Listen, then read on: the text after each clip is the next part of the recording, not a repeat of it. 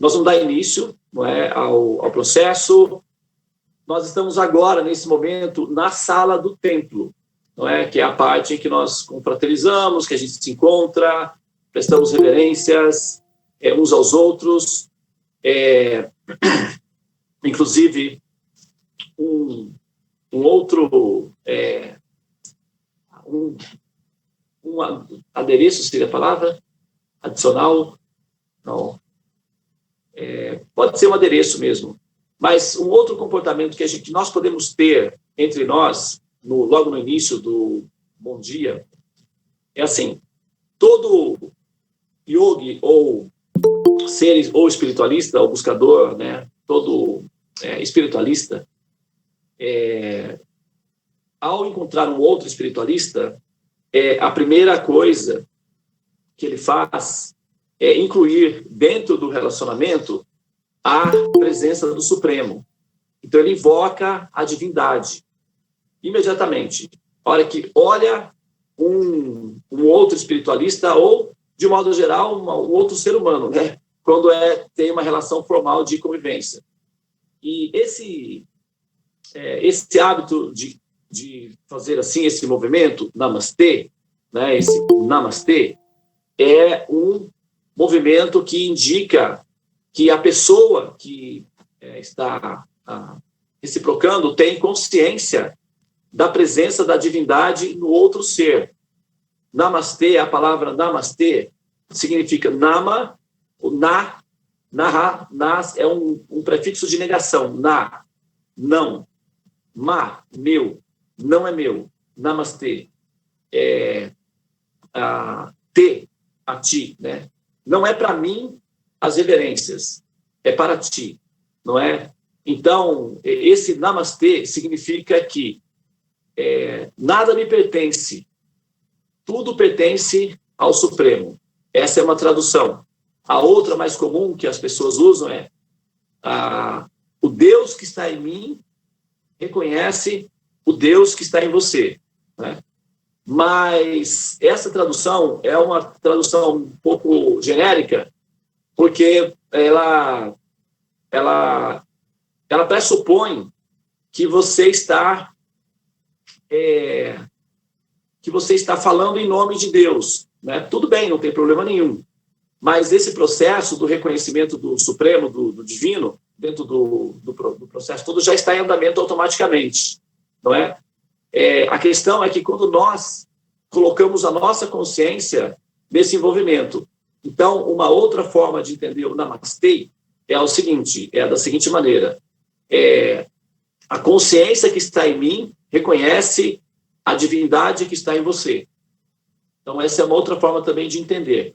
Então, sempre que nós fazemos o Namastê uns para os outros, ou então o Namaskar, pode ser Namastê ou Namaskar, entre Vaishnavas, que é uma outra categoria de reverência, pode-se dizer Pranams.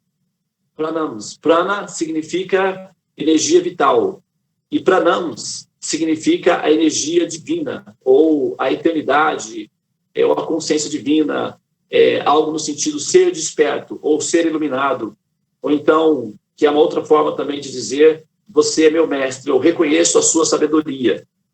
Pranams significa, eu reconheço a sua sabedoria. Tem algo em você que eu preciso aprender. Por favor, compartilhe comigo os seus conhecimentos. Numa única letra, né?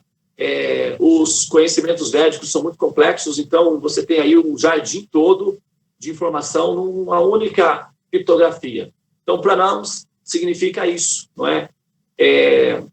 Que a minha situação é tão auspiciosa, eu cheguei a tal ponto da minha existência que eu consigo, por boa fortuna, reconhecer que você possui sabedoria. E a sua sabedoria me enriquece, me engrandece, me purifica, me refina e me alinha ao Supremo. Por favor, se há algo em você que você gostaria de compartilhar comigo, faça o que o meu coração está aberto e receptivo. Pranams significa tudo isso.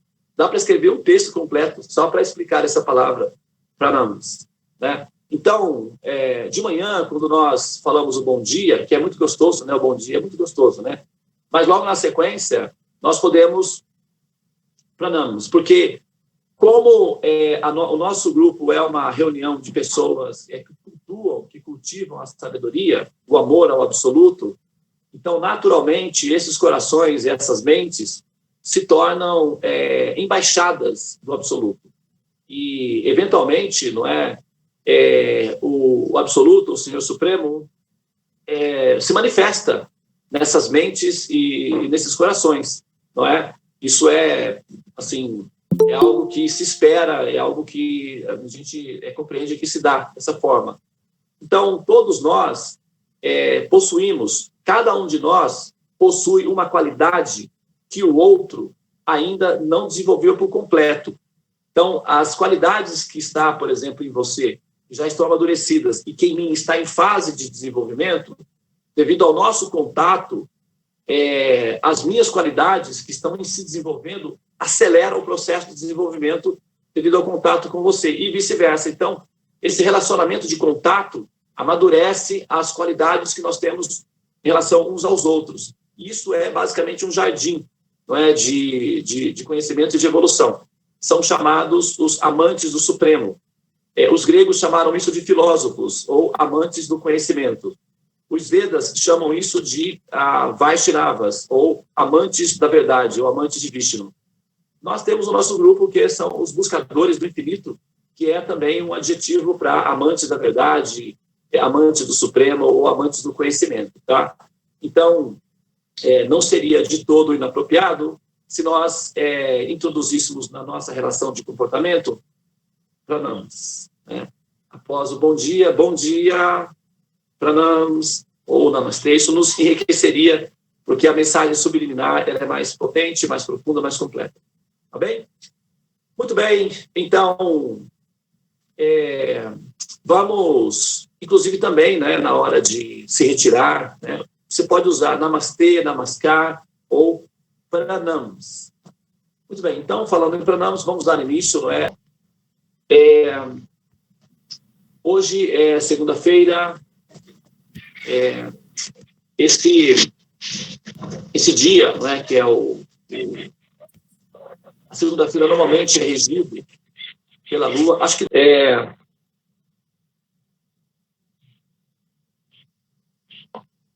então, a segunda-feira é regido pela Lua. A Lua significa a mente, as emoções. A Lua representa o princípio devocional, a nossa tendência a maternar e a sermos devocionais. Né? Agora, deixa eu só fazer uma coisa aqui antes. Então, a Lua representa a mente, não é? São as emoções. E eu queria aproveitar, eu acredito que eu não tenha falado anteriormente dentro do ciclo dessa montagem que nós estamos fazendo do grupo de vídeos para introduzir novas pessoas, né, no conhecimento acerca da sala dos mantras. Faltou um detalhe importante, que é justamente o detalhe relacionado com os pranayamas, né? O que significa o pranayama, qual é a função dos pranayamas, qual a relação que isso tem com tudo aquilo que nós estamos fazendo. Eu vou dar uma explicação hoje sobre os pranayamas, que está relacionado com a mente, não é? Nós fazemos as respirações diafragmáticas. O compêndio de conhecimento védico, ele tem assim, a precaução, né, ele tem a preocupação de cuidar para que o ser, né, o jogador, o chamado humano, tenha a calma suficiente, a calma necessária, que ele tenha o equilíbrio emocional necessário para jogar o jogo. O jogo é muito sutil, ele é complexo, ele é um jogo difícil de ser jogado, mas é um jogo definitivo, é um jogo online, chama-se a própria existência, né? Nós temos um corpo que é fundamentado em carbono, A matemática que gera esse corpo é uma matemática rudimentar, ela é uma matemática intermediária, então ela produz no seu resultado final carbono. Basicamente, todo esse universo ele é estruturado em neutrinos, né, que são partículas pequenas, e no final das contas termina tudo em carbono. Então, esse universo ele é um universo, ele tem uma característica de ser predominante em carbono para os jogadores, principalmente aqueles que são semelhantes aos humanos ou que estão na fase humana. Os corpos se dissolvem em 70 a 100 anos, mais ou menos, e isso produz uma ansiedade, isso produz um medo, isso desperta um medo, automaticamente uma angústia, porque nós somos princípios eternos, nós somos almas, e a percepção ou a experiência artificial de que nós temos que morrer é algo bastante assim alheio, é algo muito estranho para a alma, que tem uma intuição de eternidade, e, ao mesmo tempo, a experiência em si, propriamente dita, é uma experiência chocante, e isso assusta o jogador. Então, ele fica apavorado. É natural, isso é esperado. Assim que ele acorda, ele fica apavorado. É como, por exemplo, uma criança que acorda à noite, os pais saíram, foram ao cinema. Ele está em casa dormindo. Ele acorda à noite e está tudo escuro. E ele, então, chama pelos pais e não ouve. Automaticamente, ele se sente em estado de abandono, em estado de medo, em estado de apavoramento. Ele se esconde embaixo da coberta, ele se esconde embaixo da cama, ele se esconde dentro do armário. Ele fica, então, em estado de pânico, dá muito medo. Isso é comum nas crianças, né, quando isso acontece. Da mesma forma, a alma está, assim, começando a despertar quando ela toma posse da consciência de que ela existe, ou seja, quando ela percebe que existe. No momento em que ela percebe que existe, isso já começa a dar um efeito colateral sobre o sistema nervoso dela. Normalmente isso acontece ali por volta de 6 ou 7 anos de idade, porque o processador, que é o cérebro, ele fica completinho, ele fica formatado para todas as funções a partir dos 6, 7 anos de idade, né? Depende de cada equipamento, mas normalmente entre 6 e 7 anos de idade, o ser toma conta de que existe, toma posse da consciência de que outros existem e também fica sabendo que as pessoas morrem. Isso as deixa assim, em estado de pânico, em estado de choque. A partir desse período, as ansiedades e os medos e a depressão começam a aparecer dentro do contexto do jogo em si, que é a experiência da vida. Então, esse ser, que é um ser pequenininho, já está lidando com uma situação que transcende a própria capacidade dele de administrar, que é uma situação muito complexa, que é o medo da existência.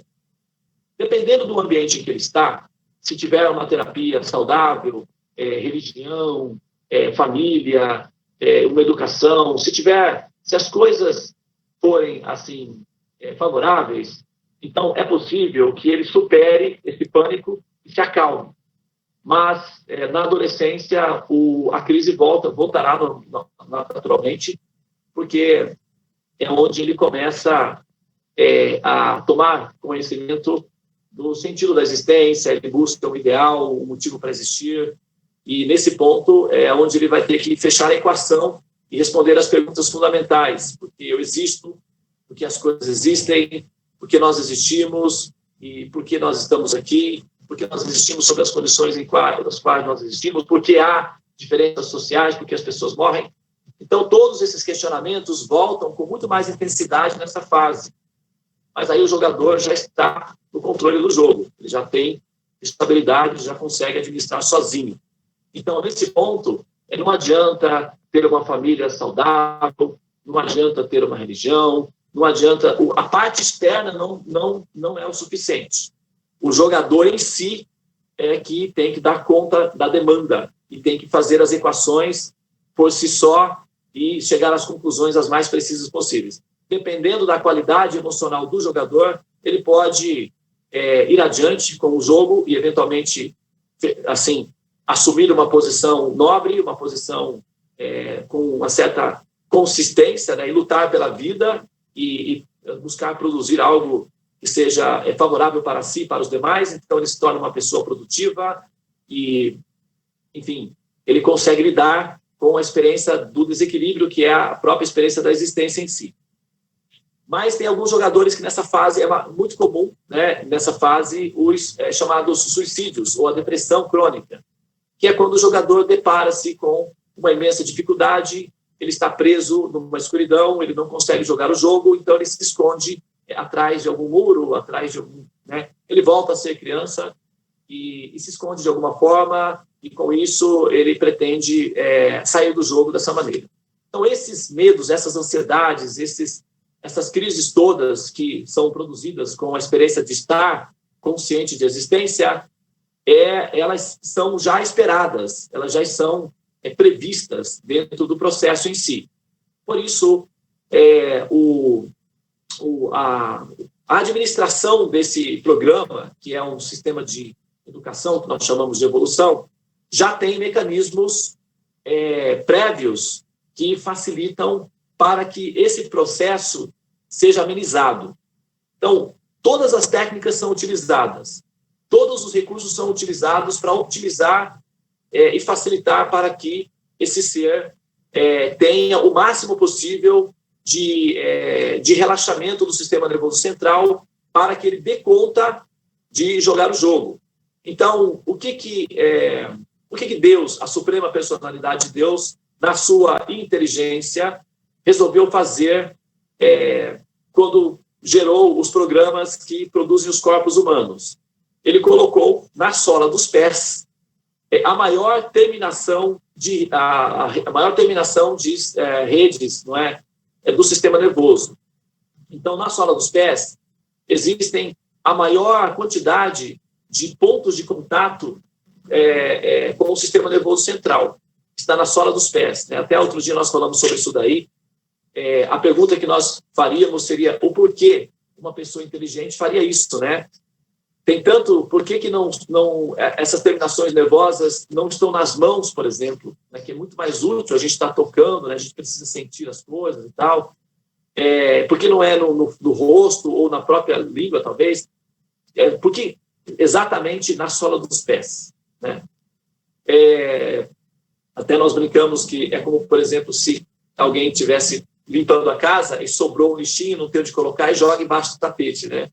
Então, Deus teria feito tudo isso daí, sobrou essas redes nervosas. O que a gente vai fazer com esses terminais? Joga embaixo do tapete, coloca na sola dos pés para ninguém ver que sobrou, né? Resíduo mesmo, fica por ali. Mas não é isso não, né? Claro. Na verdade, sabendo-se que o ser humano ele demora, ele tem um tempo específico para poder amadurecer e ter a capacidade de entender racionalmente o que está acontecendo ao seu redor. Então, é oferecido alguns recursos, como, por exemplo, a própria intuição de religião é um programa automático, é um softwarezinho que já vem com o ser. E por isso a gente vai encontrar religião entre os neandertais, entre os homens das cavernas. O índozinho na floresta está lá praticando a religião dele, dançando com o totemzinho dele. Todas as pessoas fazem isso, é intuitivo, é natural. Né? É um programinha que já vem junto com o equipamento. Então, a pessoa vai lidar com isso daí. Esse é o mecanismo. Então, a sensação de fazer algo, de entrar em contato com a divindade, de reportar-se a um princípio divino, isso acalma o ser naturalmente. Existem muitas pesquisas que demonstram que, pessoas que fazem orações ou pessoas que meditam têm uma tendência maior à recuperação por cirurgias ou por tratamentos prolongados, têm maior tolerância, as células reagem de uma maneira mais saudável. Pessoas que meditam, pessoas que fazem oração, ou seja, pessoas de fé, né? Pessoas que têm alguma conexão com o divino. E isso não é uma questão esotérica, não, tá? Isso é patrimônio, né, patrimônio público, você pode procurar e você vai encontrar que essas pesquisas já foram realizadas por neurocirurgiões ou neurocientistas. Então, o processo intuitivo de buscar o sagrado, de buscar o absoluto, o misticismo, né, porque essa é uma parte mística. Então, o misticismo, que tem a ver com a funcionalidade da glândula pineal, que é uma bolinha de cristal que fica no centro do nosso cérebro. Às vezes se diz, mas eu não tenho uma bola de cristal na cabeça. Pior é que tem sim. Todos nós temos uma bolinha de cristal, chama-se glândula pineal. Ela fica no centro do cérebro e o material interno dela é feito de hematita, que é o mesmo esmalte do dente, né? Então, são cristais, são pequenos cristalzinhos. É como se fosse uma caverna cheia de cristal. Essa é a glândula pineal. Se a gente entrar lá no interior da glândula pineal, a parte física dela, a gente vai ver que ela é feita de uma imensidão de cristalzinhos. E cristais são armazenadores de informação. Por exemplo, os japoneses inventaram um nanochip feito de cristal de quartzo que é capaz de armazenar as informações que todos os seres humanos produziram em toda a face da Terra, em todo o tempo da história, desde, 200 mil anos atrás até hoje, todas as informações, todos os conhecimentos produzidos pelos seres humanos cabem armazenado nesse pequeno cristal, que é feito de quartzo, é um microchip, é um nanochip, e ele tem uma durabilidade de 10 bilhões de anos, ou seja, é um negócio meio absurdo. Então, a glândula pineal tem essa tecnologia, segue essa lógica. Ela armazena quantidade absurda de informação e, ao mesmo tempo, ela tem uma durabilidade longa. Isso é a glândula pineal. E a glândula pineal ela é ativada quando nós fazemos processos místicos, orações, meditações, etc. Né? Mas a gente demora muito tempo até chegar nesse ponto de ter consciência de todos esses fatores. E, ao mesmo tempo, nós precisamos de relaxar o sistema nervoso central. Então, quando os terminais nervosos que estão na sola dos pés, nós caminhamos descalço, por exemplo, e nós viemos nos emborrachar agora, depois da Revolução Industrial. Mas antes da Revolução Industrial, nós tínhamos o hábito de andar descalço, era muito comum andar descalço, e depois da Revolução Industrial, então, nós passamos a nos emborrachar. E esse emborrachamento do ser está produzindo uma quantidade exorbitante de depressão e suicídio. Porque, na medida em que o ser humano ele caminha descalço, produz-se aí uma massagem, uma acupuntura natural que relaxa o sistema nervoso central. Né? Então, isso é muito inteligente porque se você tem um mecanismo automático em que o ser simplesmente relaxa a si mesmo enquanto caminha, isso é super funcional. Então, isso é uma inteligência administrada, aplicada para funcionar dessa maneira mesmo. Então, isso foi projetado inteligentemente. Não é? Agora, isso de modo geral, para todos. Porém, dentro do conhecimento védico, que é um compêndio selecionado para seres humanos que tiveram a oportunidade de passar por esse processo, que é o sistema de educação produzido pelo sistema védico.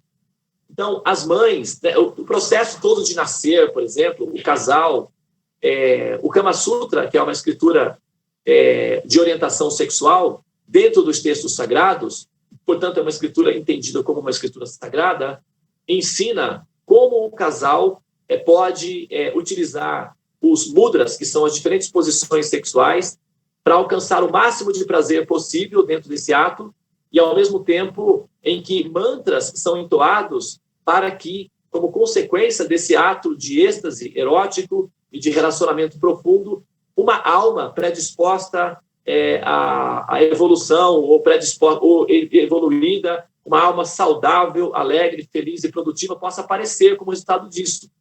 Então, o Kama Sutra, na verdade, ele tem uma função: convidar almas que estejam em estado de evolução para fazer parte da família.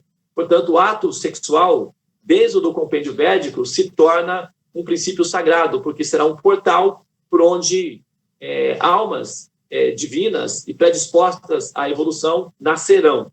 Não é? Então, desde o início, desde o processo do ato sexual em si, os mantras que são entoados para que o sêmen masculino ative, ou seja, para que a alma que desejada venha como consequência daquele relacionamento sexual, os períodos apropriados para ter filhos mais auspiciosos, depois, quando a criança nasce, todos os rituais que são feitos dentro do processo da gravidez, até quando a criança nasce, e quando a criança nasce, a mãe vai fazendo o Shantala, que são massagens para relaxar esse ser, para acalmar esse jogador, para que ele tenha condições de jogar bem o jogo, etc. E quando ele entra, né, dentro do sistema, quando ele, então, vai começar a aprender os processos da religião em si, os processos metafísicos, automaticamente ele entra em contato com, talvez, o sistema de psicologia pragmática mais comum entre todos os habitantes, principalmente da Índia, porque é ali que o conhecimento védico floresceu e sobreviveu, mas é o sistema de yoga. Tá? A yoga é conhecido de todas as famílias, todo mundo pratica praticamente, né, assim, conhece o sistema e são praticados profusamente nesses ambientes. E o sistema de yoga, o primeiro processo do sistema de yoga são chamados os pranayamas. Os pranayamas. Então, os pranayamas, eles são basicamente um psicólogo, só que é uma psicologia pragmática, é uma psicologia prática. Porque se você tem que ficar explicando os mecanismos da mente, os funcionamentos da mente e tal, esse processo é muito demorado, ele é muito abstrato e ele depende muito de fatores complexos e não são todos que podem ter acesso a um profissional da psicologia ou um mestre que possa orientar apropriadamente, etc. Então, os pranayamas são o psicólogo, a psicologia pragmática. Então, todas as crianças aprendem na escola a realizar pranayamas, então logo começam as aulas. E os pranayamas é apenas respiração adequada, ou a respiração apropriada, que são as respirações que nós fazemos antes dos 7 anos de idade, antes dos 6 anos de idade. Após os 6, 7 anos de idade, nós, quando tomamos consciência de que o jogo está em andamento, nos assustamos e paramos de respirar adequadamente. Aí respiramos errado, começamos a respirar errado. Isso já é o sintoma do susto, do choque, da percepção da existência. Então, pranayamas, basicamente, é reeducação respiratória. Por quê? Essa área aqui do abdômen, que é a área do diafragma, no intestino, possui uma rede de bactérias que vivem ali e que são altamente benéficas e elas produzem o estado emocional no sistema nervoso central, elas relaxam o sistema nervoso central. Tá? Elas têm um controle do sistema nervoso central. Então, a respiração a partir do diafragma é uma fisioterapia que oxigena o sistema nervoso central a partir da oxigenação produzida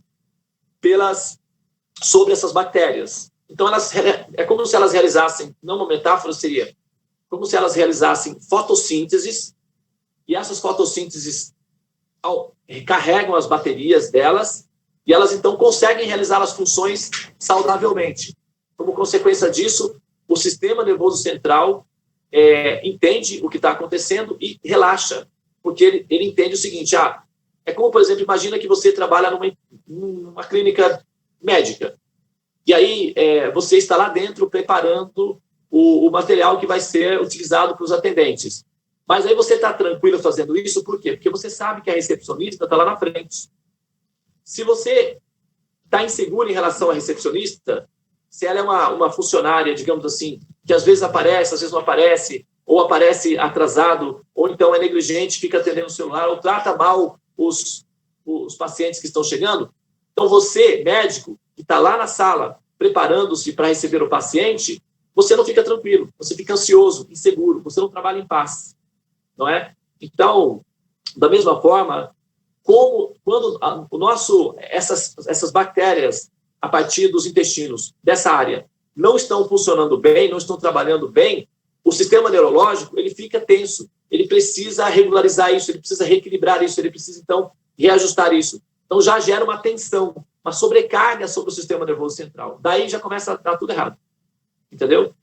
Então, quando nós, no início do dia, ao começar o dia, já fazemos esse processo, tem a outra parte, que é a parte em que nós estamos assimilando os primeiros raios do sol, portanto, isso é psicologicamente saudável, assim como tomar só banho de sol é saudável para o corpo, respirar os primeiros raios do sol, pranayama, é saudável para a mente e libertador para a alma também.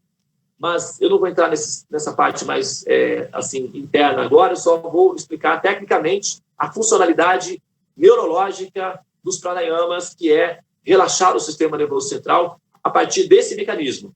Então, quando nós respiramos, 12 respirações, tem um princípio matemático envolvido. Se a gente singulariza 12, nós temos 3. E 3 é a singularidade racional absoluta desse universo. Tudo começa a partir de 3.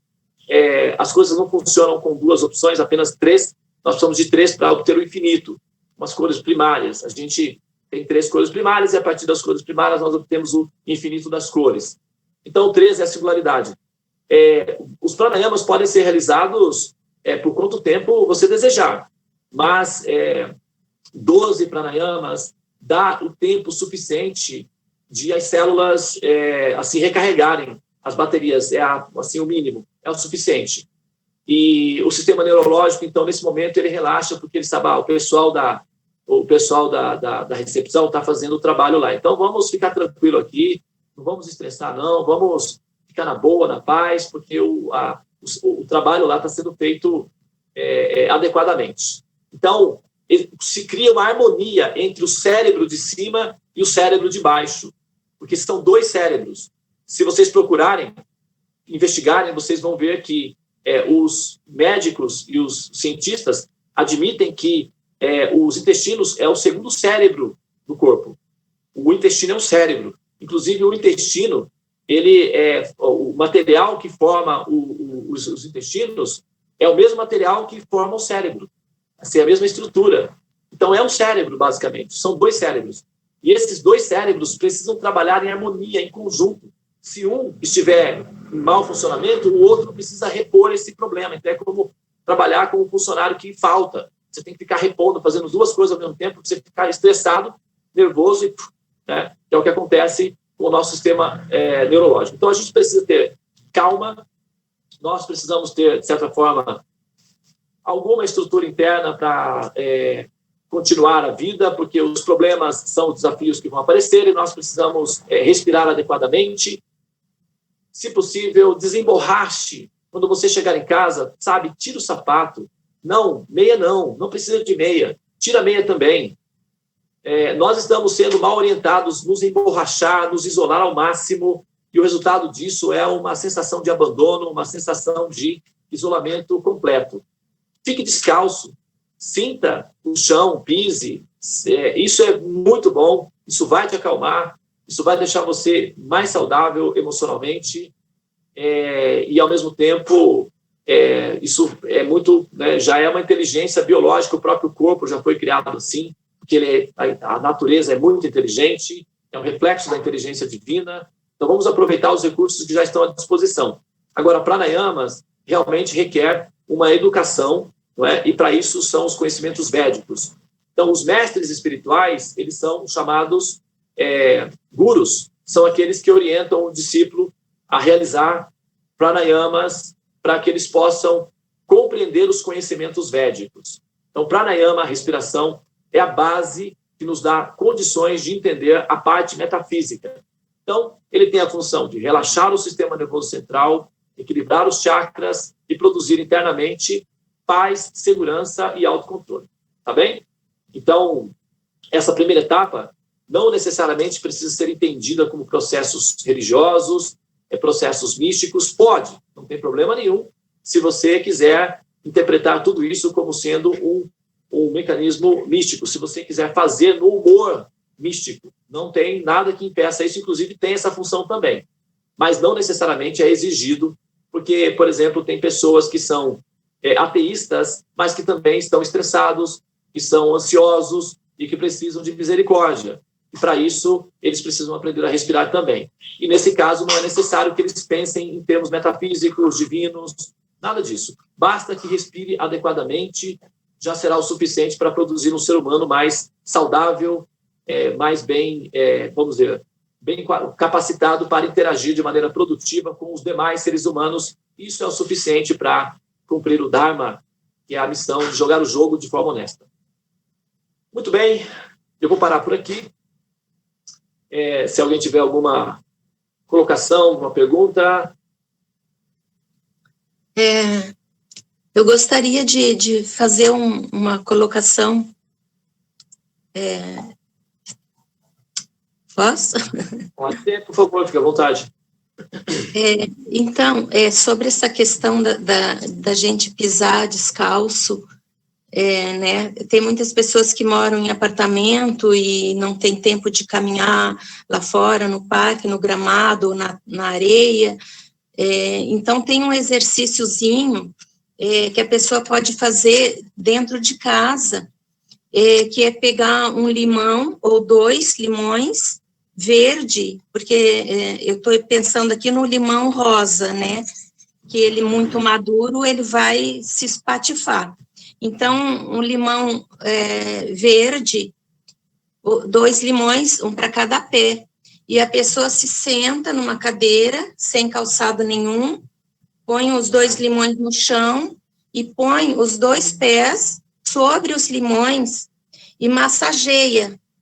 Faz esse exercício com os pés no chão sobre os limões. O limão, ele vai como que abrir os poros da sola do pé, ele vai harmonizar a nossa eletricidade, né? Todas as funções do corpo são elétricas, ele vai fazer essa harmonização e vai ter esse contato, como se estivesse com a terra, puxando essas energias negativas que vai acumulando na borracha, no calçado, o tempo todo. É muito bom esse exercício. Limão. Para quem não tem como caminhar na natureza, né? Às vezes pessoas que não são um pouco mais idosos, né, que não podem nem sair. Então, isso é uma opção, né? É uma opção. Isso, é legal. É bom, né? Porque você pode ficar sentado na cadeira, conversando ali com seus amigos no WhatsApp, trocando a sua ideia, assistindo e tal, e ao mesmo tempo, né, fazendo essa massagem, se materializando, tendo essa misericórdia mesmo. Aí poderia a pessoa fazer uma vez na semana, sei lá, né? Depende da disposição dela fazer e de ter os limões. Legal. Isso. Tá aí, boa dica. Muito bom. A Carla não está na sala? Não está, não, né? Não, mas eu estou aqui, estou gravando. Tá bem. Eu não sei, ela entrou, mas não sei se ela permaneceu. Depois eu dou uma olhada. Em relação à respiração, né, que é a orientação, né, respiração equilibra, se tiver alguém aqui na sala, eu achava até que seria até legal uma sugestão, né, para trabalharmos essa questão da respiração assim, com mais qualidade, porque você faz o pranayama, e dá assim, a gente não sabe assim, exatamente os segundos. Por exemplo, eu faço mais de 12, né? Você acabou de dizer que não tem problema algum. Mas aí, se tivéssemos assim, um controle real, entendeu? Se pudesse ter esse treinamento, seria bacana, né? Seria legal se tivesse um profissional da yoga, um professor de yoga. Tem algum professor de yoga no grupo? Sabe se tem algum professor? Tem. A Dani, mas a Dani... A Dani, ela disse que ela vai retornar, porque ela começou a trabalhar, mas ela tem intenção de retornar. Eu vou conversar com a Dani essa possibilidade. Porque ela poderia dar uma aula, né? Apesar de que existem muitos, né, tutoriais, né, Olha lá, a Renata Magna, ela é instrutora de yoga. Ô, Renata, aparece aí, Renata, por favor. Você acha que você poderia dar uma aula para nós? A Renata é tímida. Ela falou que ela colocou aqui, eu sou instrutora de yoga, mas ela é tímida. Aí eu já não sei, né, se ela vai fazer isso. Vamos ver. Ótimo, então, Renata, excelente dia para todos. Bom, a Renata, ela deixou só... Talvez ela possa falar. Oi. Consegui. Então, eu posso sim, vou trabalhando a timidez, né? Então, professora, agora é a hora, viu? Mostra a sua cara, não tem como fugir, né? Tá bom. Então, seria legal marcar, então, um dia, não é? Você escolhe o dia que você, assim, achar melhor, e nós reservamos esse dia apenas para ouvir instruções técnicas específicas sobre o processo da respiração, que é o pranayama. O que você acha? Tudo bem. Pode ser às sextas? Sexta-feira, tá ótimo. Né, Tulasi? Você poderia agendar, né, já deixar informado. Então. Beleza, ótimo, maravilhoso. Se tiver mais também, além da respiração, também a gente pode dar continuidade, não é? Olha eu explorando.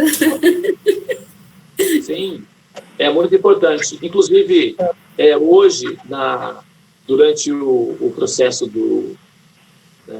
antes de começarmos a torre, né, a gente tem, até talvez se a gente combinar, sincronizar, nunca aconteceu, acredito que foi assim, uma coisa diferente, né, um acidentezinho aí, mas enquanto nós estávamos fazendo o pranayama, a respiração, Tulasi, você entrou com o Mahamantra, e eu ainda estava concluindo os meus pranayamas aqui. Eu tive que acelerar e acompanhei você.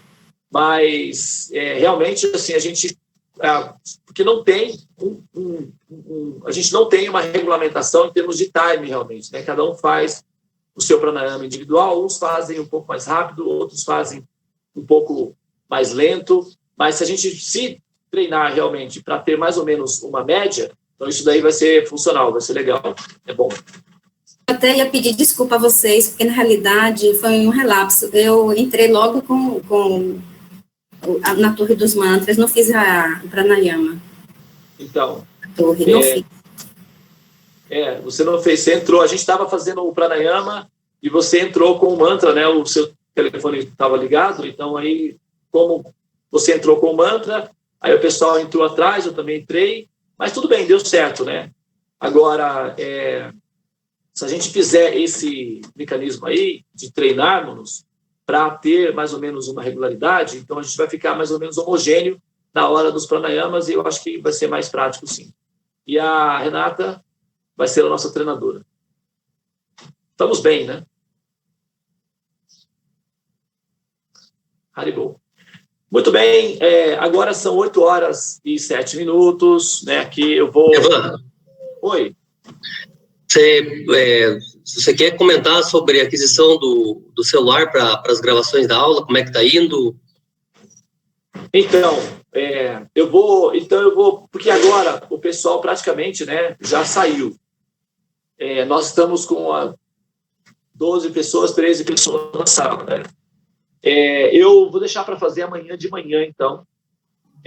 Assim que terminar a Torre dos Mantras, eu vou entrar vou pedir para que as pessoas, né, fiquem por mais 5 minutos apenas, e vou dar esse recado, e depois a gente aguarda o resultado. Mas eu acho que vai ser importante, sim. A gente tem o texto, né? Eu vou dar o recadozinho, e aí nós lançamos o projeto. Tá? Porque tem muitas pessoas que não sabem ainda. Mensagens, não é? Às vezes, aquele esquema de olhar as mensagens no grupo, às vezes nem sempre são muitas mensagens e tal, e às vezes as pessoas não olham, não entendem o que está acontecendo, e tem muita gente que não está nem sabendo desse projeto aí.